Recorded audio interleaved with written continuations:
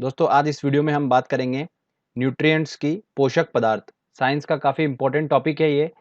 इस टॉपिक में हम डिस्कस करेंगे कार्बोहाइड्रेट, प्रोटीन और वसा को। काफ़ी क्वेश्चंस बनते हैं एग्जाम में इस टॉपिक से। साइंस का काफ़ी इंपॉर्टेंट टॉपिक है, तो आज पूरा लेक्चर हम इसको अच्छे से समझेंगे और साथ में एक very important question answer test भी लगाएंगे, जो कि लास्ट ईयर में जो क्वेश्चन पूछे हैं इस टॉपिक से हम उनको आसानी से सॉल्व कर लेंगे। ठीक है फ्रेंड्स, चलिए दोस्तों वीडियो को स्टार्ट करते हैं। सबसे पहले हम बात करते हैं पोषक पदार्थ, न्यूट्रिएंट्स होता क्या है। तो देखिए, जीवों में विभिन्न प्रकार की बायोलॉजिकल फंक्शंस होते हैं, जैविक कार्य होते हैं। तो इन सब बायोलॉजिकल फंक्शंस को बॉडी में अच्छे से एग्जीक्यूट करने का जो काम होता है, संचालित करने का काम होता है, वो कौन करता है? पोषक पदार्थ करते हैं, न्यूट्रिएंट्स करते हैं। ठीक है। अब ये बात आती है दिमाग में कि बायोलॉजिकल फंक्शंस क्या-क्या होते हैं। तो बायोलॉजिकल फंक्शंस क्या-क्या होते हैं? ऊर्जा उत्पन्न करना बॉडी में, मेटाबॉलिक एक्शन, उपापचय की क्रिया, ठीक है, शरीर की टूट-फूट की मरम्मत करना, ये सब जो होती हैं प्रोसेस होती है हमारी बॉडी में, बायोलॉजिकल फंक्शंस बोलते हैं इनको। इनको अच्छी तरीके से बॉडी में एग्जीक्यूट करना, संचालित करने का काम जो होता है वो होता है इन पोषक पदार्थों का। अब ये पोषक पदार्थ न्यूट्रिएंट्स क्या-क्या होते हैं मैं आपको बता देता हूँ। कार्बोहाइड्रेट होते हैं, प्रोटीन होते हैं, वसा होते हैं, ये सब पोषक पदार्थ होते हैं। इसके अलावा विटामिन भी होते हैं, जल, लवण, ये सब होते हैं पोषक पदार्थ। उनको हम सेपरेट एक लेक्चर में डिस्कस करेंगे। विटामिन का एक सेपरेट लेक्चर बनाऊंगा मैं, उसमें हम सारे वो अच्छे से डिस्कस करेंगे। ठीक है। अभी हम बात कर रहे हैं कार्बोहाइड्रेट, प्रोटीन और वसा की।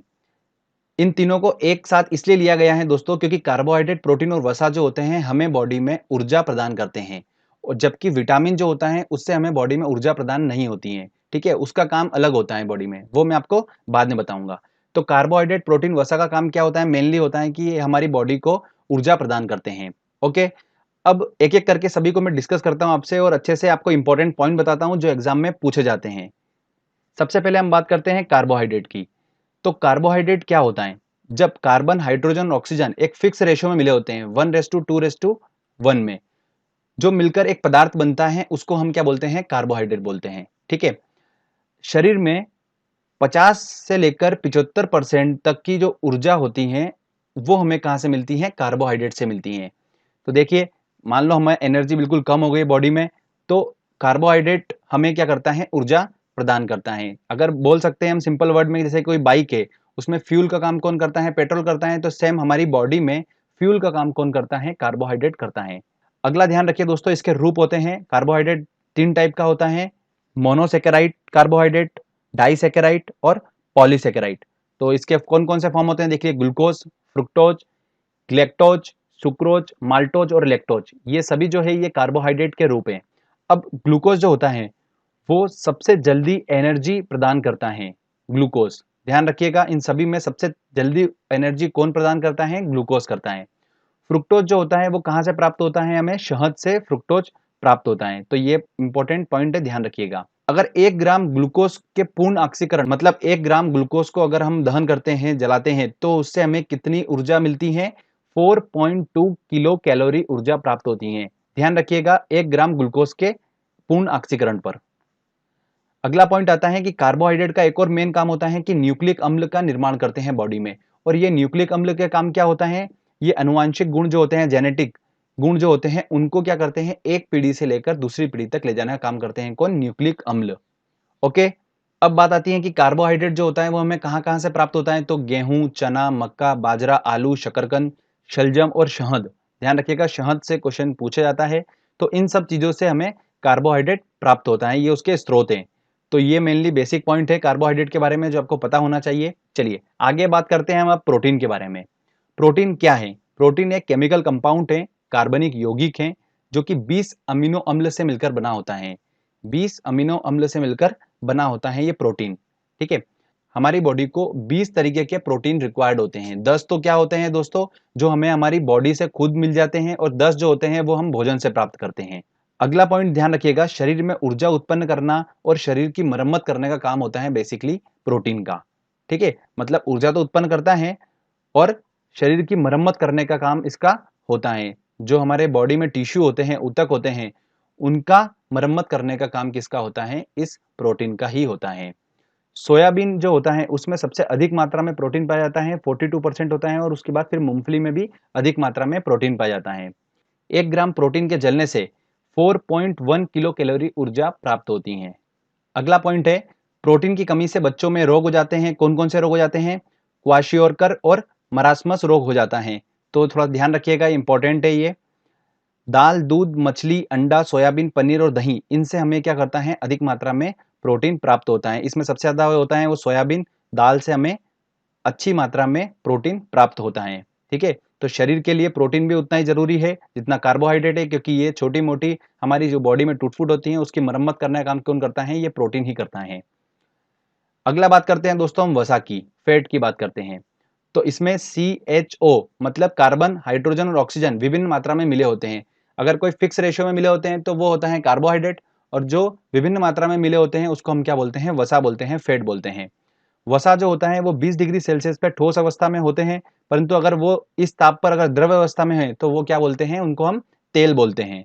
ठीक है, सामान्य व्यक्ति को 20 से 30% ऊर्जा जो होती है वो वसा से प्राप्त होना चाहिए। आपको मैंने बताया था 50 से लेकर 75% तक ऊर्जा जो होती है वो कार्बोहाइड्रेट से प्राप्त होती है, और 20 से लेकर 30% तक की जो ऊर्जा होती है वो वसा से प्राप्त होती है। ठीक है, अगला पॉइंट है कि वसा की कमी से स्किन रूखी हो जाती है और वजन भी कम हो जाता है। अगर वसा बॉडी में ज्यादा हो जाएगा तो हमें क्या हो जाएगा? मोटापन हमारा शरीर में आ जाएगा। कार्य क्या क्या होते हैं वसा के? शरीर को ऊर्जा प्रदान करने का काम होता है। स्किन के नीचे जमा होकर शरीर के ताप को नियंत्रित करने का काम किसका होता है? वसा का होता है।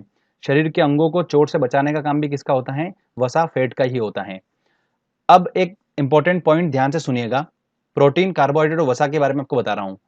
अगर हम 1 ग्राम प्रोटीन का दहन करते हैं, ठीक है, तो उससे हमें कितनी ऊर्जा प्राप्त होती है? 4.1 किलो कैलोरी ऊर्जा प्राप्त होती है। कार्बोहाइड्रेट जो होती है उससे हमें कितनी ऊर्जा प्राप्त होगी? अगर हम 1 ग्राम कार्बोहाइड्रेट का दहन करेंगे तो 4.2 किलो कैलोरी ऊर्जा प्राप्त होती है। और अगर हम 1 ग्राम वसा का दहन करते हैं तो हमें कितनी ऊर्जा प्राप्त होती है? 9.2 किलो कैलोरी ऊर्जा प्राप्त होती है। इसमें से ध्यान रखिएगा, सबसे ज्यादा शरीर जो ऊर्जा प्राप्त करता है वो करता है कार्बोहाइड्रेट से। ठीक है, तो क्वेश्चन यही बनता है, तो कंफ्यूज मत होइएगा आप। क्लियर? तो दोस्तों ये जो मैंने आपको पॉइंट्स बताए हैं ये काफी इंपॉर्टेंट पॉइंट्स हैं। प्रोटीन, कार्बोहाइड्रेट, वसा से रिलेटेड जितने क्वेश्चंस एग्जाम में बनते हैं, इतने पॉइंट्स अगर आपने समझ लिए अच्छे से, आपको अगर आइडिया लग गया तो आप आराम से इस टॉपिक के सारे क्वेश्चन सॉल्व कर लेंगे। चलिए दोस्तों हम टेस्ट लगाते हैं और देखते हैं कि कितने क्वेश्चन सॉल्व कर पा रहे हैं। हमारा पहला क्वेश्चन है, निम्न में से कौन सा पदार्थ मानव शरीर में ईंधन का काम करता है? देखिए, मानव शरीर में ईंधन का काम कौन करता है? कार्बोहाइड्रेट करता है। इससे ही मानव शरीर को सबसे ज्यादा ऊर्जा प्राप्त होती है। शहद का प्रमुख घटक क्या है? देखिए, शहद का सबसे प्रमुख घटक क्या है? फ्रुक्टोज है। तो इसका आंसर लगेगा डी आंसर। अगला क्वेश्चन है, निम्न में से कौन सा शर्करा तत्काल ऊर्जा प्रदान करता है? देखिए, जल्दी ऊर्जा कौन प्रदान करता है? मैंने आपको बताया था ग्लूकोज कार्बोहाइड्रेट के रूप में सभी है, और इनमें सबसे अधिक जल्दी ऊर्जा प्रदान करता है ग्लूकोज। तो इसका आंसर होगा डी आंसर। आगे क्वेश्चन देखते हैं। अगला है, शरीर में ऊतकों का निर्माण किससे होता है? देखिए, शरीर में टूट-फूट होती है, मतलब ऊतकों का निर्माण करने का काम किसका होता है? टिश्यू का। वो होता है प्रोटीन का। तो इसका आंसर लगेगा ए आंसर। निम्न में से किससे ऊर्जा प्राप्त नहीं होती है? तो प्रोटीन से ऊर्जा प्राप्त होती है, वसा से भी होती है, कार्बोहाइड्रेट से भी होती है, पर विटामिन से ऊर्जा प्राप्त नहीं होती है। ठीक है, तो इसका आंसर लगेगा डी आंसर। प्रोटीन की कमी से होने वाला रोग कौन सा है? तो वो है क्वाशियोरकर रोग हो जाता है बच्चों में। तो इसका आंसर लगेगा ए आंसर।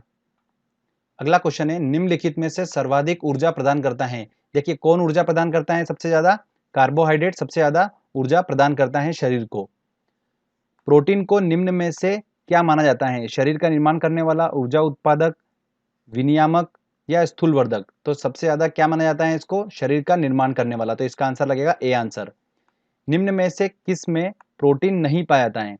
देखिए, मांस में पाया जाता है, दूध में पाया जाता है, दाल में पाया जाता है, पर चावल में कार्बोहाइड्रेट होता है। तो इसका आंसर लगेगा सी आंसर। इसमें प्रोटीन नहीं पाया जाता है चावल में। आगे और देखते हैं क्वेश्चन हम। सोयाबीन में प्रोटीन का प्रतिशत होता है। देखिए, सोयाबीन में 42% जो होता है वो प्रोटीन होता है। तो इसका आंसर लगेगा ए आंसर। निम्नलिखित में से प्रोटीन का सबसे अधिक स्रोत पाया जाता है किसमें पाया जाता है? सोयाबीन में सबसे ज्यादा मात्रा में प्रोटीन होता है। तो इसका आंसर लगेगा डी आंसर।